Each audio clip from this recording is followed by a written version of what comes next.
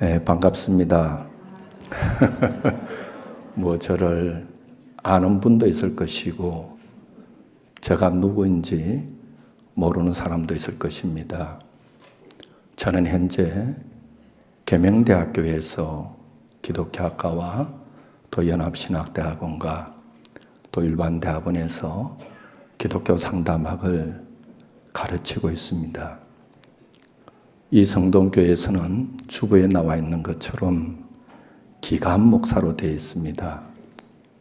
그러나 제가 이 교회에서 섬기는 일은 할렐루야 찬양대 베이스로 섬기고 있습니다. 많은 사람들이 착각을 합니다. 목소리를 듣고 노래 잘할 것이라 생각합니다. 그러나 이미 우리 할렐루야에서는 알려져 있습니다. 박치라고, 박자를 무시한다고. 저는 저의 약점을 알고 있습니다. 그래서 찬양 시간에는 오직 한 가지는 합니다. 우리 지자 선생님을 보고 합니다. 왜냐하면 지자 선생님은 제가 찬양할 때 저의 약점을 보완해 줄 수 있는 지침이고 나침판과 같습니다. 저는 제 인생의 지침이면서 나침반이 되시는 분이 두 분이 있습니다. 한 분은 저의 어머니이십니다. 저희 어머니는 지금 요양원에 계십니다. 저는 목회를 하면서 어떤 목회자가 될까, 또한 순간순간마다 어떻게 목사로서 사명을 감당할까 했을 때 저희 어머니의 삶을 봅니다.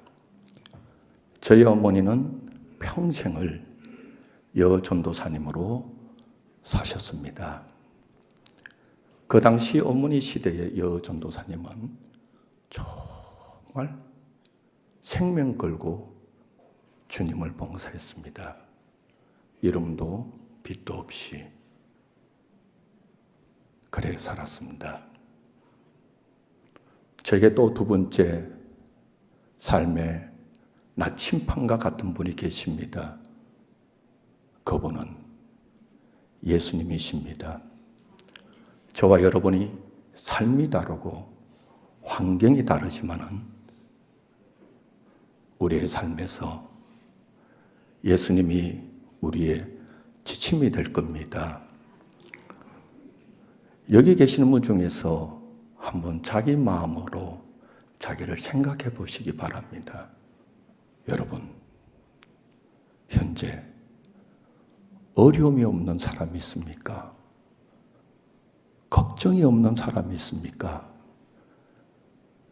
정말 염려가 없는 사람이 있습니까? 저도 목사 이전에 한 인간으로서 늘 걱정과 염려가 있습니다. 하나의 걱정이 흘러가면 또 다른 하나의 걱정이 오고 있음을 느낍니다. 사람 성도 여러분, 우리에게 힘듦이 왔을 때에, 원치 않는 일을 당했을 때에 우리는 어떻게 해야 될까요? 저는 제 삶의 지침이 되고 제 삶의 나침판이 되는 예수님의 이야기를 함께 나누면서 우리가 어떤 삶을 살아가야 될지 고민해 보았으면 좋겠습니다. 오늘 말씀은 9장 2절에 이렇게 시작하고 있습니다. 아주 첫 절이 굉장히 중요합니다. 무엇이라고 시작하는가 하니 엿새 후에 되어 있습니다. 이것을 우리가 신학에서는, 서사일기에서는 뭐라고 말하는가 하니 시간적 배경이다 이렇게 말합니다. 엿새 후에 도대체 엿새 6일 이전에 어떤 사건이 일어났길래 9장 2절에서 정확히 말하면 7절까지 이 변화산 사건이 일어났을까를 생각해 봐야 됩니다. 엿새 전에 가면 우리가 볼 수 있는 것이 이 8장으로 넘어갑니다. 8장 보면 40몇 절에 보면 이래 되어 있습니다. 가이사라 빌립보 지역에다 나옵니다. 저는 사실 가이사라 빌립보가 동네가 어떻게 생긴지 저는 정말 모릅니다. 왜냐하면 성지순례 안 가봐서 모릅니다. 가봐야 알지. 저는 그래서 성지순례 안 가서 나름대로 기도 죽고 뭐 또 세상 말로 약구도 죽었는데, 그런데 우리 계대의 신학과에 구약학 교수, 신약학 교수가 있습니다. 성서신학자들이 명예 교수님들인데 그분들한테 물어봤어요. 구약학 교수님한테 교수님 성지순례 가봤어요? 아이래. 못 갔대. 그 다음에 신약학 교수님한테도 물어봤습니다. 교수님 성지순례 가봤어요? 못 가봤대. 그래, 저는 이제 기독교 상담의 정은 왠지 위로가 됩니다. 그분들도 못 가봤으니 나는 못 가봐도 괜찮다. 이 생각이 들더라고요. 성도 여러분, 엿새 전에 어떤 사건, 이 엿새 전에 일어난 사건과 9장 2절을 연결해야 제가 보기에는 이 본문 말씀이 이해가 됩니다. 여러분, 예수님은 어려움이 없었을까요? 예수님은 마음의 아픔이 없었을까요? 예수님은 이럴까 저럴까 이럴까 저럴까 하는 때가 없었을까요? 엿새 전에 보면 이런 사건이 있었습니다. 가이사라 빌립보 지역에서 예수님이 굉장히 궁금한 것이 있었습니다.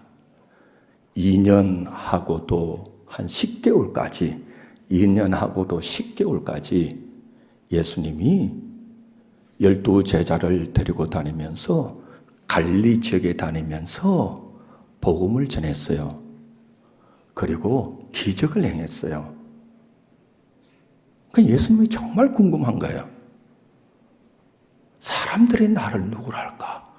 궁금한 거예요.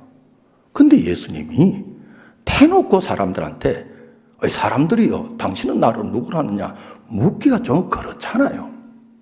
왜냐하면 그 당시 예수님의 인기가 굉장히 많았거든요. 예수님이 가는 곳마다 인산인해로 사람들이 몰려들었습니다. 그렇잖아요. 지금 대통령이신 이재명 대통령께서 대통령 되기 전에 마음껏 다녔어요. 지금은 다닐 수 없어요. 왜냐하면 경호원들 때문에 다닐 수 없습니다. 여러분, 저는요 정말 제가 좋아하는 연예인이 있습니다. 그분이 누군가 하니 혜연입니다. 저는요 혜연이 노래 다 외우고 있습니다. 낙엽만 봐도 왠지 슬퍼져요. 또 강물은 흘러갑니다. 이런 노래 다 외우고 있어요. 예수님께도 그런 인기가 있었어요. 그래서 예수님이 너무너무 궁금해서 이제 가이사라 빌립보 지역에서 제자들은 자유롭거든요. 이런 물었습니다. 얘들아, 사람들을 나를 누구라고 하느냐 물어보니까 더러는 엘리야요, 더러는 세례 요한이라 하더이다 했어요. 근데 진짜 예수님이 궁금한 것이 있었어요.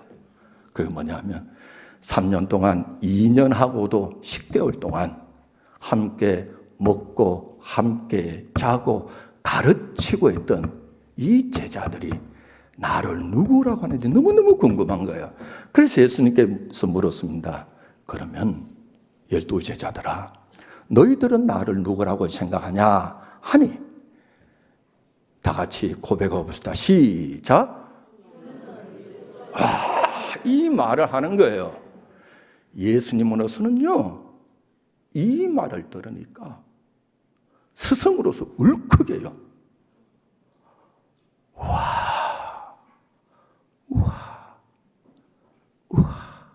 내 제자들이 나를 아는구나. 이 마음이 들면서 이제 그 마음에 뭔가 울컥 올라오는 것이 있었어요. 그래서 이 12제자에게 최초입니다. 아주 중요한 것은 최초입니다. 저도요, 우리 집안의 2대 독자입니다. 아주 귀합니다. 최초입니다. 예수님께서 제자들에게 최초로 가르친 것이 있습니다. 그것이 뭐냐면 이 가르침입니다. 이 고백을 듣고 나는 사람들에게 버림을 받는다. 나는 사람들에게 고난을 받는다. 나는 십자가에 못 박혀 죽는다. 그리고 나는 3일 만에 부활한다는 이걸 가르쳤어요. 이 말을 들은 12 제자들은 어디에 꽂혔는가 하면 부활은 온데 간데 없고 죽는다에 꽂혔어요. 이때 제자들의 반응이 이랬습니다. 12 제자를 대표하는 베드로가 강건하여 힘을 다하여 뭐라고 말하는 거니? 주여, 그럴 수 없나이다. 우리가 목숨을 다하여 선생님을 지키겠습니다 했습니다. 여러분, 이렇게 말한 베드로가 정상이요, 비정상이요? 지금 얘기해 보세요. 이렇게 말한 베드로가 정상이요, 비정상이요? 정상입니다. 당연히 제자들이 그래야 되죠. 이 말을 듣고 예수님 말합니다. 사탄아, 내 뒤로 물러가라. 너는 어찌하여 하나님의 일을 생각하지 않고 사람의 일을 생각하느냐. 사실 제가 고함을 지르면 여러분이 놀랄 것 같아서 목소리를 낮췄지, 사실은 예수님이 화를 내면서 그랬을 거예요. 사탄아, 내 뒤로 물러가라. 어찌하여 너는 하나님의 일을 생각하지 않고 사람의 일을 생각하느냐. 여러분, 사탄아 하니까 느낌이 하나 닿습니다. 우리나라 말로 표현하면 제가 이 거룩한 강단에서 말할 수 없어요. 또 고신교단에 말하면 안 돼요. 제가 타교단 가면 얘기하겠어요. 제가 이 교회 신자라서 얘기도 못하겠어요. 쉽게 말하면 도구입니다. 도구. 도구가 줄임말로 치면 초성만 따르면 기역, 시어, 쌍기역입니다. 자, 봐요. 이 말을 들었습니다. 먼저 12 제자의 심정으로 돌아가 봅시다. 12 제자는 예수님을 따르면서 가족을 버렸습니다. 직업을 버렸습니다. 모든 것을 버렸습니다. 그리고 2년 10개월 동안, 조금 더 정확히 말하면 2년 11개월 동안 모든 것을 다 버리고 예수님만 따라다녔습니다. 그리고 그들은 정말 충정의 마음으로, 예수님을 위한 마음으로, 주여 그렇게 할 수 없습니다. 우리가 목숨을 다하여 선생님이 죽지 않도록 우리가 보호하겠습니다 했습니다. 여러분들은 저를 모르지만 제가 이 교회에서 예전에 청년 요셉을 가르쳤습니다. 내가 죽는다는데 만약에 신치필 집사님이 아멘 할렐루야 하면 이게 제자와 스승으로 되겠어요? 이랬습니다. 이 말을 들은 12 제자들은 그때부터 고민에 빠집니다. 이게 뭐지? 이게 뭐지? 이게 뭐지? 내가 죽도록 예수님을 따라다는데 우리를 향하여 뭐라고요? 사탄아라고 말하다니. 다시 집으로 돌아가야 되느냐? 돌아가야 되느냐? 돌아가야 되느냐? 두 번째입니다. 예수님이십니다. 여러분, 여러분은 예수님을 어떤 분으로 보고 있습니까? 앞서서 마가복음 1장에서 이 8장까지 오는 말씀에서 예수님이 기적을 행합니다.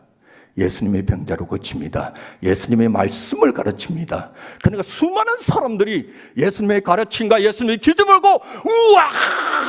예수님은 정말 우리와 다르구나. 이렇게 생겼습니다. 여러분들도 아마 이 성경 말씀 읽으면서 예수님의 놀라운 위대함만 바라보고 있을 것입니다. 저도 어릴 때 저희 어머니를 그렇게 바라보았습니다. 우리 어머니는 걱정도 없고 염려도 없고 모든 것을 할 수 있는 분이라고 바라보았습니다. 제가 결혼하고 자식 놓고 살아보니 우리 어머니가 사람임을 깨닫습니다. 여인임을 깨달았습니다. 어머니가 25살에 홀로 되셔가지고 우리 3남매를 키워왔습니다. 제가 가정을 이루고 자식 놓고 살아보니 어머니가 여인이었구나, 여인이었구나, 여자였구나, 외로웠겠구나. 여러분, 예수님도 사람이십니다. 예수님도 사람이십니다. 우리와 같이 걱정도 있고 염려도 있고 불안도 있었습니다. 사탄하고 난 후에 예수님에게 위기가 왔습니다. 여러분 아시나요? 9장을 넘어가고 10장을 딱 넘어가면 11장이 되면 예수님이 예루살렘 성으로 들어갑니다. 요즘으로 치면요, 서울입니다. 서울로 들어갑니다. 서울로 들어가면요, 딱 정해진 길이 있습니다. 따라합시다. 죽는다. 시작. 뭐 한다고요? 죽어요. 그래서 제가 9장에서 11장까지 십자가에 죽으심까지 도대체 시간적으로 며칠 걸릴까 공부해 보니까 어떤 학자는 3주라고 말하고 어떤 학자는 6주라고 말합니다. 그러면 우리는 중간을 퉁치면 됩니다. 4주, 몇 주? 4주 후에 죽습니다. 그러나 여러분 보세요. 예수님이 죽으시고 나면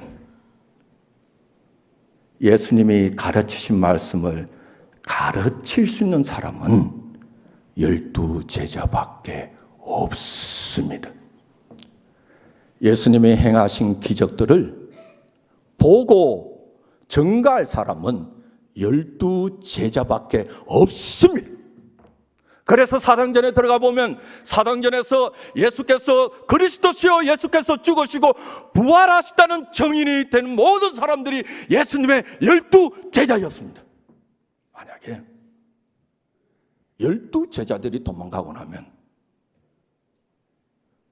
예수님의 사역이 끝이 납니다. 예수님의 이 복음 사역도 전해줄 사람이 없습니다. 이걸 두고 우리 나이 많은 사람들은 이렇게 말합니다. 10년 솥장사 헛솥장사라. 제자들이 다 도망가고 나면 예수님의 3년 솥장사 헛솥장사가 되는 겁니다. 이때 절대 절명의 위기에 있었습니다. 제자들도 내가 정말 예수님 따라가야 되냐? 예수님도 제자들이 도망가면 어떻게 이렇게 분명히 예수님도 불안했을 겁니다. 우리는 이런 인간이신 예수님에 대해서는 너무 생각하지 않습니다. 너무 불안했어요. 이런 가운데 6일 동안입니다. 6일 동안 예수님과 제자들은 어땠을까요? 밥 먹으면서 도란도란 얘기했을까요? 아닐 거예요. 제자들은 삐졌을 겁니다. 예수님은 극제입니다. 여러분 어때요? 가족끼리 살면서 싸울 때가 있습니까? 안 있습니까? 있습니다. 여러분 아시나요? 저도 지금까지 살아오면서 참 어려운 것이 사랑관계입니다. 가족 외에는 관계를 잘 맺고 오다가 말 한마디 잘못하면 오해가 생겨서 관계가 거의 허물어집니다. 예수님은 어땠을까요? 이렇게 두 사람이 이런 예수님께는 절대절명의 위기, 제자들에게는 이럴 것인가 저럴 것인가 했을 때에 그 유길이 흘러가고 있습니다. 이때 그래서 2절에서 엿새 후에 예수님께서 베드로와 야고보와 요한을 데리시고 어디로 올라가시더라? 높은 산에 올라가시더라. 2000년 전에 저 유대 땅 이스라엘 사람들은 높은 산에 올라갔다고 하면 이런 것이 자동적으로 떠오릅니다. 하나님을 만나러 간다. 하나님을 만나러 간다. 여러분, 인간이신 예수님께서 절대절명의 위기에 있을 때에 그 문제를 해결하기 위해서 하나님을 만나러 갔습니다. 여러분, 저와 여러분도 인생을 살아갈 때 원치 않는 일을 만나고 자녀나 부모님이나 사업이나 이런 데 어려움을 만났을 때 우리도 우리의 삶의 지표가 되시고 나침반이 되시는 예수님처럼 하나님을 만나러 한번 가봅시다. 하나님을 만나러 갑시다. 하나님을 만나는 것이 우리가 신학적인 용어로 영적 체험이라고 말합니다. 이렇게 됐을 때에 이 높은 산에 올라갔습니다. 베드로와 야고보가 높은 산에 올라가니 2절의 마지막 절입니다. 예수께서 변형되사 이렇게 되어 있습니다. 그리고 그의 옷이 하얀 옷으로 바뀌었더라. 여러분 보세요. 제자들이 2년하고도 11개월 동안 예수님의 모습을 본 것은 인간 예수를 보았습니다. 여기 계시는 여러분들은 하나님의 아들 예수님을 보았지만 예수님의 제자들은 2년하고도 11개월 동안에 인간 예수를 보았습니다. 여러분 절 보십시오. 지금 저의 모습이 좀 어때요? 괜찮아요? 양복 어때요? 넥타이 어때요? 헤어스타일 어때요? 얼굴은 또 어때요? 여러분 분처리 했습니다.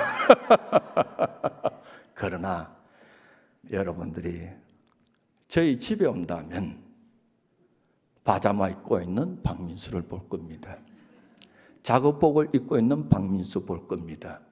새벽에 일어났을 때 머리가 흥크러진 박민수 볼 겁니다. 그러면 여러분 마음에 존경의 마음이 올까요? 아이고 박민수나 나나 똑같네 하겠습니까? 후자입니다. 제자들은 인간 예수만 보았습니다. 그런데 높은 산에 문제를 해결하기 위해서 예수님께서 하나님을 만나러 갔습니다. 이 문제를 하나님을 만나러 올라가니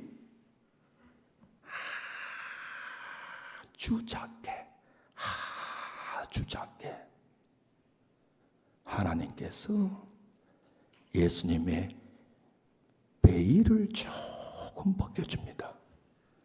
인간 예수의 베일을 조금 벗겨주면서 누구 예수?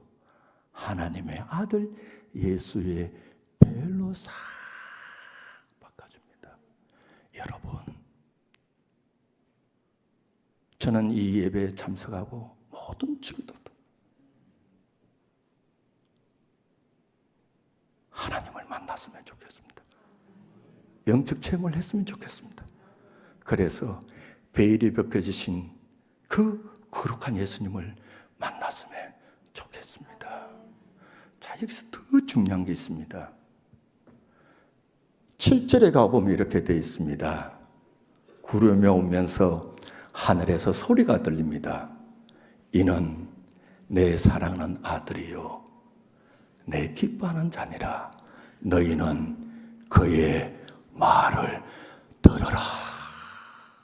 여러분, 제자들은 사탄아 얘기 듣고 집으로 돌아갈까 말까 돌아가 말까. 예수님은 어찌하노 한 달 후가 되면 내가 죽는데 이 복음 사역을 전해줄 사람은 야꾸 하는데 예수님이 하나님을 만나러 가니 하나님이 나타나 주십니다. 여러분 아시나요? 여러분들이 복음서를 읽을 때 특히 하나님이 나타나면 중요한 사건이 일어났다고 생각해야 됩니다. 예수님께서 태어나시고 예수님께서 마리아의 몸에서 태어나시고 잉태하시고 난 이후에 지금까지 마가복음 9장까지 십자가에 달려 돌아가시기 전 한 달 전까지 하나님이 나타나신 사건이 몇 번이나 있었을까요? 이 9장까지 단 한 번입니다. 예수님께서 요한에게 세례를 받으시고 난 이후에 성령이 비둘같이 일하면서 하늘에서 하늘 문이 열리신 말씀이 이는 내 사랑 아들이요 내 기뻐하는 자니라. 이 이후에는 한 번도 나타나지 않았습니다. 그런데 예수님의 사역에 절대절명의 위기가 왔을 때에 하나님이 나타나십니다. 하나님이 나타나십니다. 저와 여러분들도 하나님을 만나러 가면 하나님을 만날 수 있음을 기대했으면 좋겠습니다. 그런데 하나님께서 나타나서 이렇게 말합니다. 이는 내 사랑하는 아들이다. 와.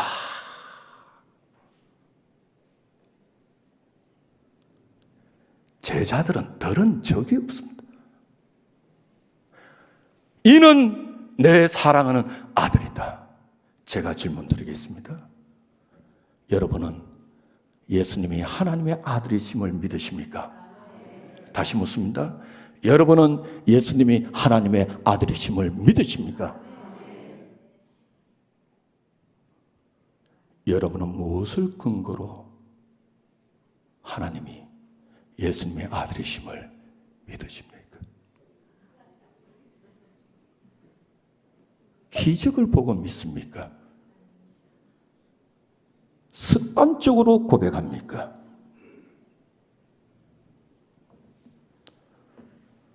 우리가 예수님을 하나님의 아들로 믿는 가장 큰 근거는 하나님이 예수님을 하나님의 아들이라고 하니 믿는 겁니다.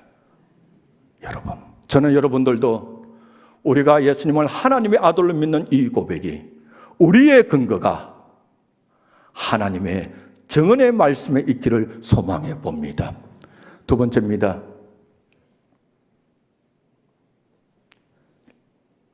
저와 여러분이 하나님을 만나야 합니다. 하나님을 만나야 관념종적인 신앙에서, 인신론적인 신앙에서 정말 머리로만 예수님을 하나님의 아들로 믿는 것이 아니라 이것이 내 가슴으로 넘어와서 내 가슴으로 넘어와서 내 삶에서 내 영에서 예수님이 진정 하나님의 아들이심을 고백할 수 있어야 됩니다. 그 방법이 저와 여러분이 하나님을 만나야 합니다. 하나님을 만나는 방법은 이것입니다. 우리는 높은 산에 올라간다고 지금 이 시대는 하나님을 만날 수 있는 것이 아닙니다. 저와 여러분이 하나님을 만나기를 원하면 이 말씀을 읽읍시다. 이 말씀을 묵상합시다. 여기 계신 우리 성도들 중에서 종교 생활을 하고 있어도 정말 내가 하나님을, 예수님을 하나님의 아들로 믿어지지 않는다면 염려하지 마십시오. 걱정하지 마십시오. 말씀을 읽읍시다. 말씀을 읽읍시다. 말씀을 읽읍시다. 말씀을 읽읍시다. 말씀을 묵상합시다. 말씀을 묵상합시다. 그리하면 하나님이 여러분을 만나 주실 것입니다. 두 번째, 기도합시다. 기도합시다. 기도합시다. 무엇을 달라고 기도해야 되느냐? 성령을 달라고 기도합시다. 구하라, 찾아라, 문을 두드리는 것은 하나님 나에게 복 주십시오라는 그런 두드림이 아니에요. 성령님을 나에게 달라고 구하고 찾으면 하나님께서 저와 여러분에게 성령님을 선물로 주실 줄 믿습니다. 이 성령님이 내 마음속에 들어오면 내가 읽고 묵상하였던 이 말씀이 신비에 이렇게 새겨졌을 때에 성령께서 역사하시니 말씀이 살아 움직여서 나의 심령 고수를 찔러 쪼개고 내 생각을 바꾸어서 주는 그리스도시요 살아계신 하나님의 아들임을 고백할 수 있는 줄 믿습니다. 세 번째입니다. 읽어도 이해 안 되고 기도도 해도 기도가 잘 안 되는 분들, 세 번째 방법이 있습니다. 찬양을 많이 해봅시다. 찬양을 많이 해봅시다. 찬양을 많이 해봅시다. 찬양하면 이 찬양을 통해서도 하나님을 만날 수 있습니다. 저는 힘들고 지치고 어릴 때마다, 저는 어릴 때부터 이 찬양을 정말 좋아했습니다. 어릴 때도 전부여 지옵소서 손들고 옵니다. 주 나를 박대하시면 나 어디 가리까.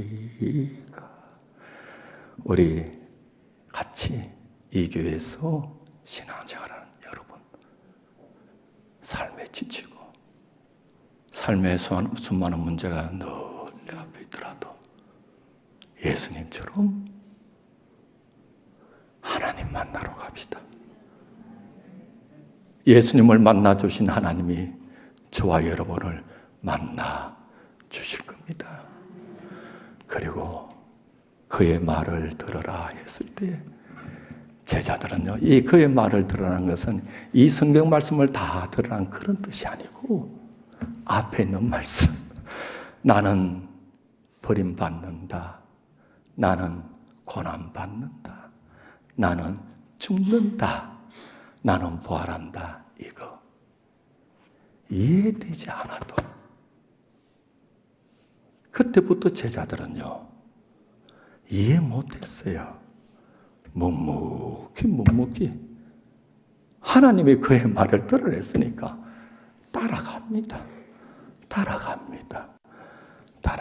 성도 여러분, 우리가 살아갈 때 나는 왜 이런 일을 당하냐, 하나님도 모를 때 많잖아요. 저도 몰라요. 왜 우리 어머니가 요양원에 계신 저도 몰라요. 정말 몰라요. 정말 주를 위해 사는데 모르겠어요. 우리가 아는 것보다 모르는 게 더 많습니다. 이럴 때도 예수님의 제자들처럼 이해 안 돼도 무식하게 묵묵히 가봅시다. 가다 보면 제자들이 사도행전 2장에서 성령님이 그들의 마음에 임했을 때 그때 비로소 대답이 됩니다. 여러분, 우리 연약합니다. 오늘 찬양대처럼 우리는 연약합니다. 우리는 미약합니다. 마음으로는 십자가의 군병이 되고 싶지만 안 됩니다. 이 안들이 너무 많습니다. 그래도 안 돼도 제자들이 하나님 말씀 듣고 그의 말을 들으랬으니 무식하게 두벅두벅 걸어가는 것처럼 우리도 두벅두벅 걸어가 봅시다. 마음에는 이건 있어야 돼요. 하나님 만나고 싶어요. 하나님 만나시고 두벅두벅 걷다 보면 그 언젠가 성령님이 내 마음에 불을 붙여주면 이해되지 않았던 그것이 말씀을 통하여 이해될 줄 믿습니다. 기도드리겠습니다.